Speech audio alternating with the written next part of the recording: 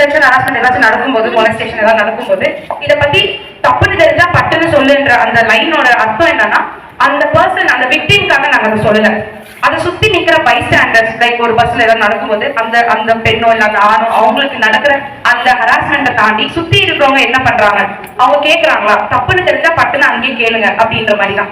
இப்போ ஒருத்தவங்க வீட்டுக்கு போயிட்டு ஆமா அங்க ஏதோ நடந்தது, நம்மள ஒரு குரல் கொடுத்துருந்தா சேஞ்ச் நடந்திருக்குமோ அப்படின்னு விக்டிமை பிளேம் பண்றதை தவிர்த்து சுத்தி தன்னை விட்னஸ் பாக்குற பைஸ்டாண்டர்ஸ்க்கு தான் இந்த பாட்டு நாங்க எழுதிருக்கிறது. ஸோ பாட்டோட போயிடும். So give it up for Sorry Sisters.